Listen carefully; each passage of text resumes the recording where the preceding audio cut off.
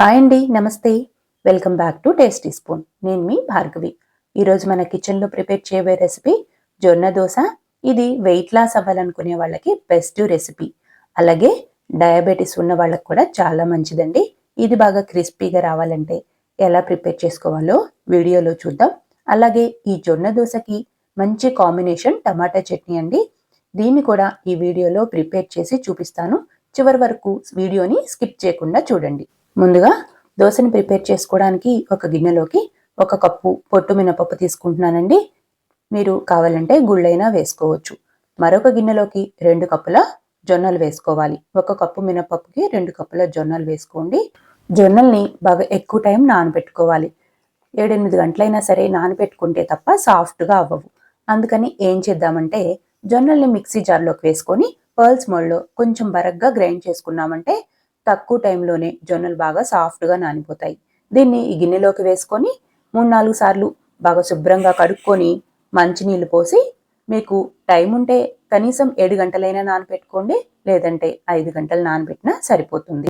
ఈ దోశ ప్రిపేర్ చేసేటప్పుడు మనం అటుకులు కానీ అలాగే పచ్చిశనగపప్పు కానీ ఏమీ వేయాల్సిన అవసరం లేదు.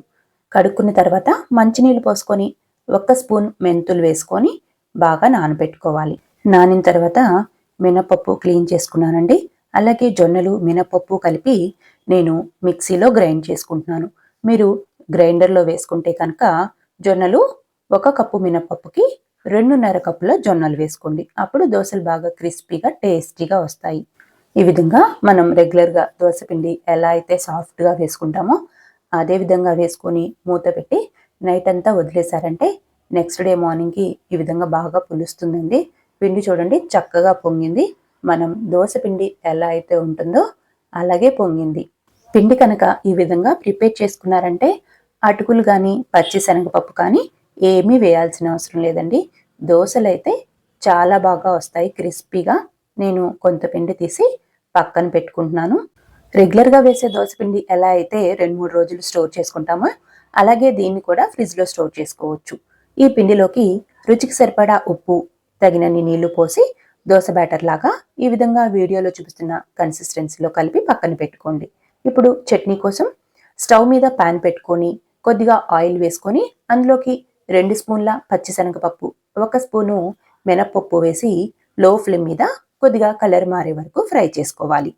నెక్స్ట్ ఒక ఉల్లిపాయని అలాగే 3 టమాటాలని కట్ చేసి వేసుకుంటున్నాను. నేను పండుమిర్చి వేసుకుంటున్నానండి. మీకు కావాలంటే పచ్చిమిర్చి అయినా సరే మీ కారానికి తగినట్లుగా మధ్యలోకి కట్ చేసి వేసుకొని 3 వెల్లుల్లి రబ్బలు కూడా వేసి ఒక్కసారి కలుపుకొని 2-3 నిమిషాల సేపు ఫ్రై చేసుకోండి. తర్వాత 1 గ్లాస్ నీళ్లు పోసుకొని మంటని మీడియం ఫ్లేమ్కి అడ్జస్ట్ చేసుకొని కొద్దిగా చింతపండు వేసి మూత పెట్టుకొని టమాటాలు ఉల్లిపాయలు సాఫ్ట్గా అయ్యేంత వరకు మగ్గించుకోవాలి. తర్వాత స్టవ్ ఆపేసుకొని పూర్తిగా చల్లారనిచ్చి వీటిని ఒక మిక్సీ జార్లోకి తీసుకోవాలి. అలాగే 2 స్పూన్ల వేయించిన పల్లీలు, రుచికి సరిపడా ఉప్పు వేసి బాగా మెత్తగా చట్నీని గ్రైండ్ చేసుకోండి.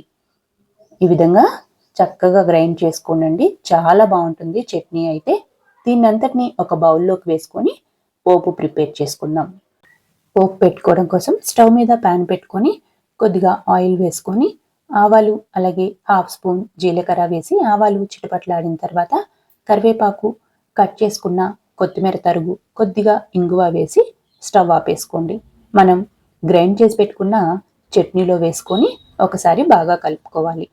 ఈ టొమాటో చట్నీ జొన్న దోసకే కాదండి, మనం రెగ్యులర్గా వేసుకునే దోశ అలాగే ఇడ్లీ, పునుగులు ఏ టిఫిన్కైనా సరే మంచి కాంబినేషన్ అండి. చాలా బాగుంటుంది. దీన్ని పక్కన పెట్టుకొని స్టవ్ మీద దోశ పెనం పెట్టుకొని హీట్ ఎక్కిన తర్వాత మంటని మీడియం ఫ్లేమ్కి అడ్జస్ట్ చేసుకోవాలి. తర్వాత కలిపి పెట్టుకున్న పిండిని వీడియోలో చూపిస్తున్నట్లుగా దోశ వేసుకోవాలి. అలాగే 2 స్పూన్ల ఆయిల్ తీసుకొని అంచులంబటి దోశ మధ్యలోకి వేసుకొని మంచి కలర్ వచ్చే వరకు కాల్చుకున్నారంటే చూడండి దోశ చక్కగా కాలిందండి. మంచి కలర్ కూడా వచ్చింది. చూసారుగా జొన్న దోశ ఎంత బాగా వచ్చిందో. నేను మరొక దోశ కూడా వేసి చూపిస్తాను.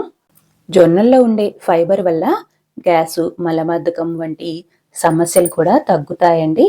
ఇది వెంటనే ఎనర్జీ కూడా ఇస్తుంది. చూడండి రెండో దోస కూడా చక్కగా కాలింది. మీరు ఎన్ని దోసలు వేసుకున్నా సరే ఇలాగే క్రిస్పీగా అలాగే తినేటప్పుడు సాఫ్ట్‌గా వస్తాయి. అంతేకాదండి ఈ జొన్న దోసల్ని మనం ఎంత పల్చగా కావాలంటే అంత పల్చగా వేసుకోవచ్చు. అంతే అండి ఎంతో టేస్టీగా అలాగే క్రిస్పీగా ఉండే హెల్తీ బ్రేక్‌ఫాస్ట్ రెసిపీ జొన్న దోస రెడీ అయిపోయింది.